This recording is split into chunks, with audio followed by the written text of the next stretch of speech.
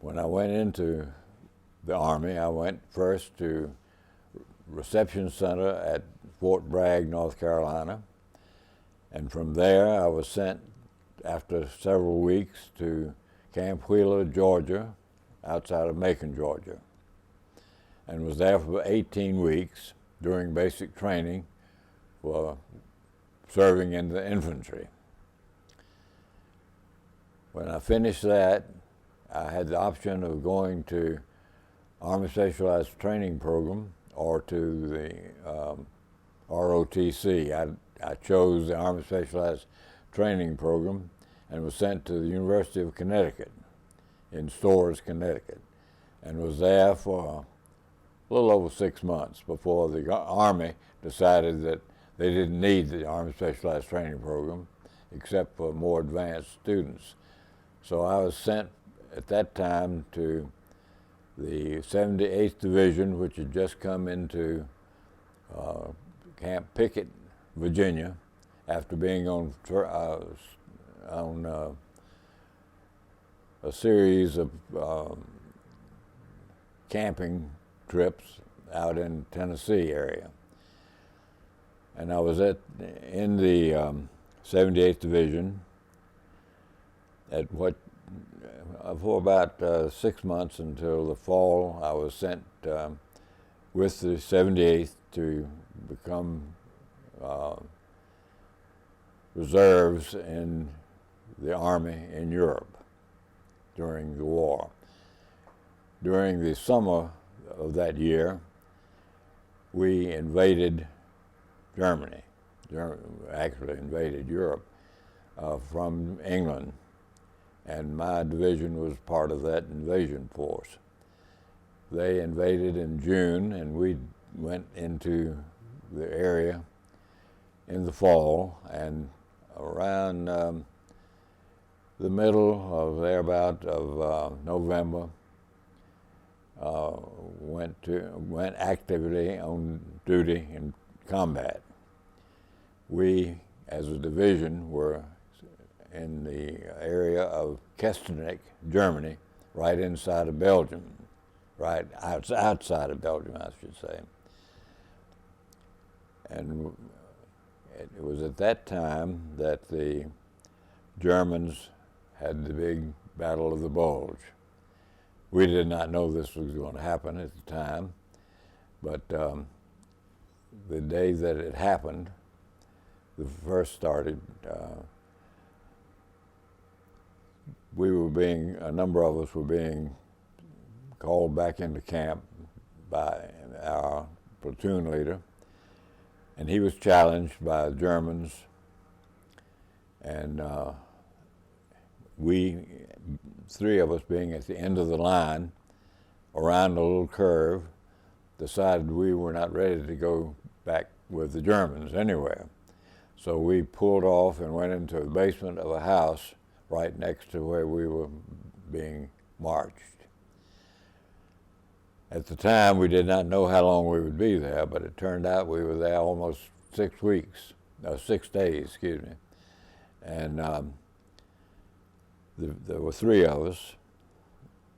One of our members was a smoker, and so we all smoked his cigarettes until they were all gone in one day.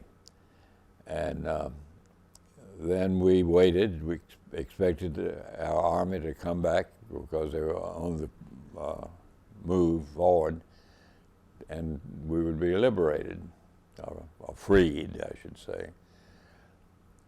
We waited and we waited, and we did not have any more cigarettes. And the only thing we had to eat or drink were a little wine, which was in a bottle in the basement where we were, and that was gone in the first day. And then we had string beans for the rest of 5 or 6 days that we were there. The lady who had owned the house, of course, was no longer there. The whole town had gone. But she had canned string beans, and that's what we ate and drank the juice for about 4 or 5 days. While we were in the cellar of this house where we were hiding out,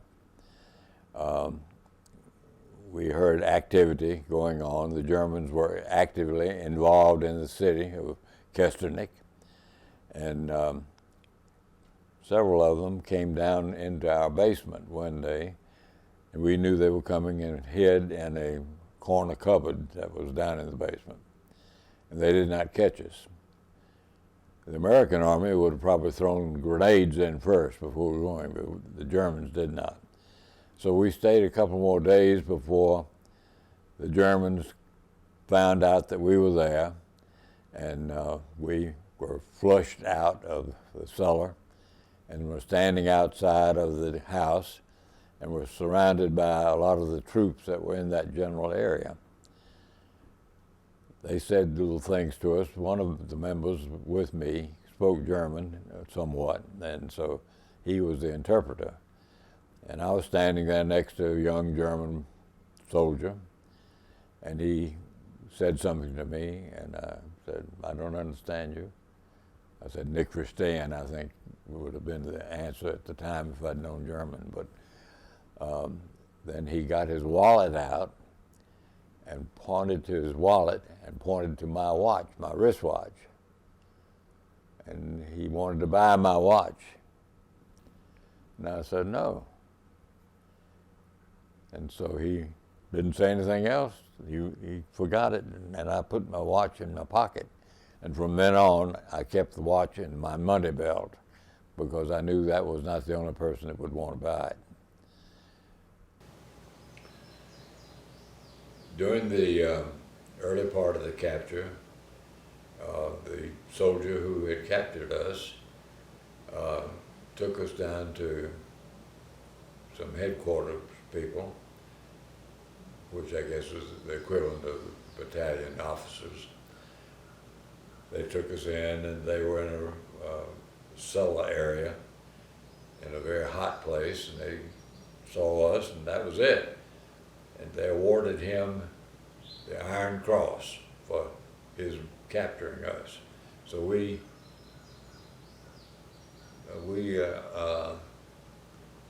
felt like that involved some congratulations on our part to him. So we congratulated him on capturing us.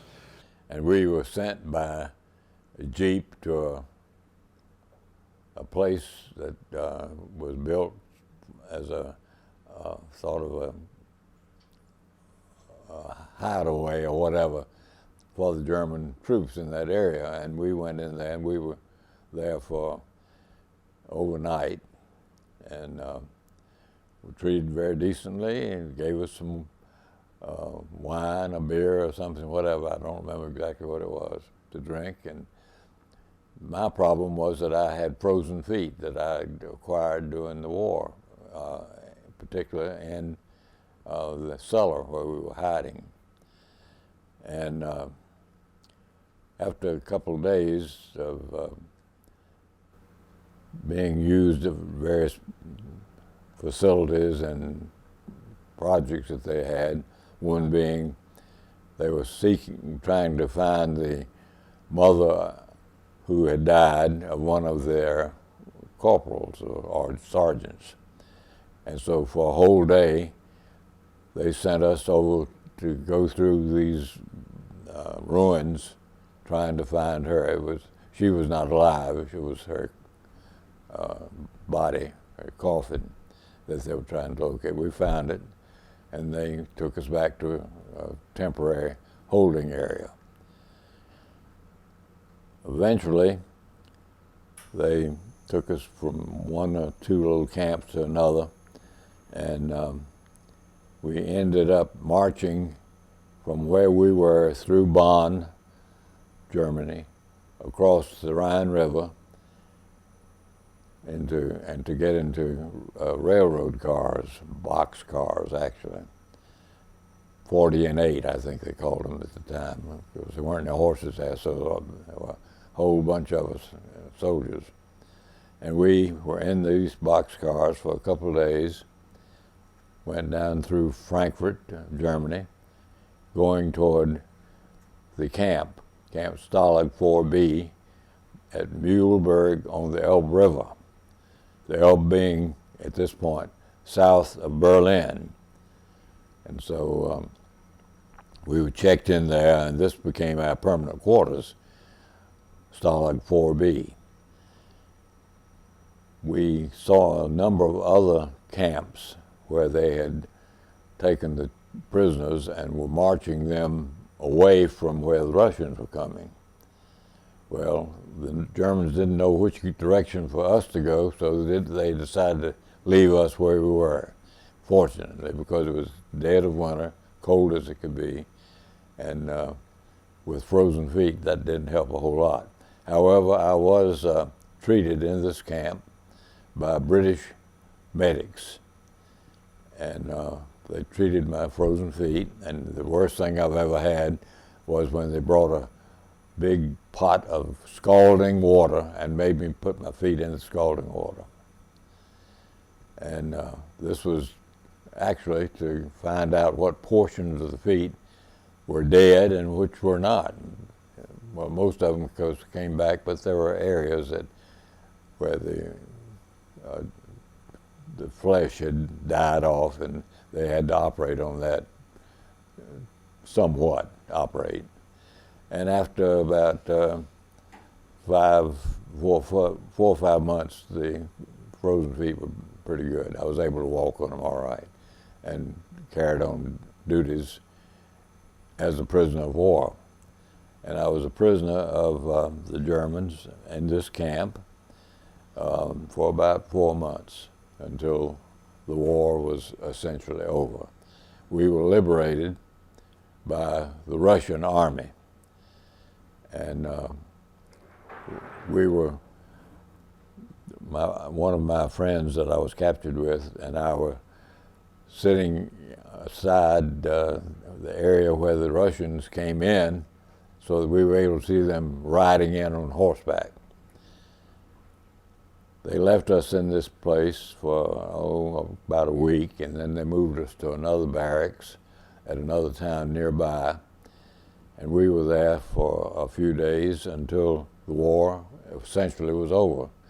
And we were expecting to be liberated, other than by the Russians, and we were in their custody at this time. And the American Army sent a convoy of trucks to take us all back to the American Army areas. The Russians said, you take them all or you don't take any of them. So the commander of the troop battalion group that came to get us was standing around talking with some of us afterwards, and he said, if you'll just walk back toward the American lines, we will have trucks to pick you up. And because it was not too far, we were only about 20 miles from Torgau, which was on the Elbe River also. And so we found a map of the area and decided that this was going to be a shortcut. Well, the shortcut did not have trucks on the highway, so we walked all the way back to Leipzig, Germany, which was about another 25, 30 miles from where we were. And that's where we met the American troops, and were treated with the first good meal we'd had in months. And eventually we were loaded onto hospital train and airplanes and sent to Camp Lucky Strike in France, which was north of Le Havre in France. And we were there until they were able to get troop transport to bring us back to the United States. At the time, I still had the frozen feet, that they were being treated somewhat, and I turned in to the medics, or whatever they call themselves, on troop ships, and they put me in the upstairs area instead of down below, and I was treated very decently by the American troops who had liberated us. And I stayed in the troop ship all the way back to Camp Patrick Henry in Virginia, and was treated, as far as the residue of my foot problem, treated very well. And one day, the last day, I was discharged from this enclosure, it was, and was sent to an area down in the lower part of the troop ship, where I spent the night lying on the deck. But it was a good experience, as it turned out. Got to Camp Patrick Henry, and eventually ended up in Camp Butner in North Carolina, and was sent on furlough for 2 months back home.